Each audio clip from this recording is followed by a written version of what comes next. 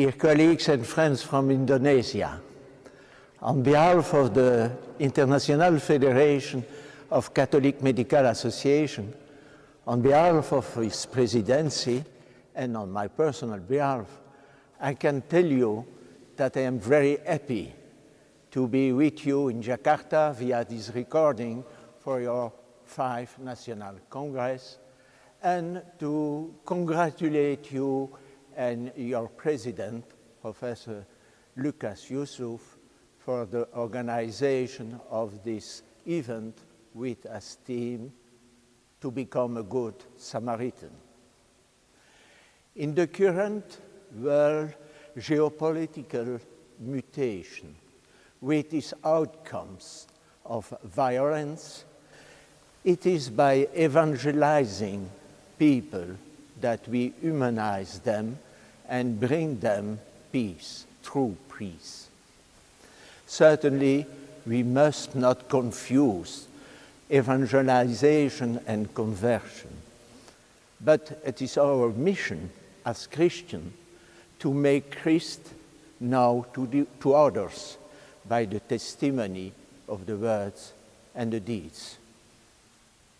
The Christian who practices medicine must be aware that its two intimate pillars are the interior life with Christ and a spirit of charity in concrete, humble, and open service to others and to ourselves, especially to our sick. This is what it means to become a good Samaritan. As has often been said in the concept of human, there is two notions. On the one hand, that of being proper of the human being. That is Christian humanism, which places the human person above all values. And on the other hand, that is being full of empathy, capable of identifying with the other in what he or she feels, capable of being benevolent and charitable towards other humans, especially those who are fragile. This is humanitarianism, humanitarian. Both are necessary in medicine. The physician who practices medicine radiates an anthropology at the service of life and of integral development of the human person, but also practices an accompaniment, spiritual and material, of his patients, always through personalized care and adapted to the environment. For this reason, in addition to our professionalism, we must be prepared to know how to offer our time to others, but also to develop our interior life. Mother Teresa of Calcutta ordered her sisters to adorate the Lord for 3 hours before going to help the poor for 6 hours. The parable of the Good Samaritan, spread by Saint Luke, our patron, inspires some reflections. The Samaritan is a human being like everyone else. He is a neighbor because he is a human being.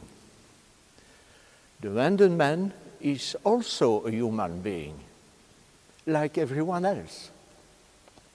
The priest and the Levite are aware that as men of religion, according to the law of the time, it is not good manners to approach a wounded person, perhaps dying, who could make them unclean.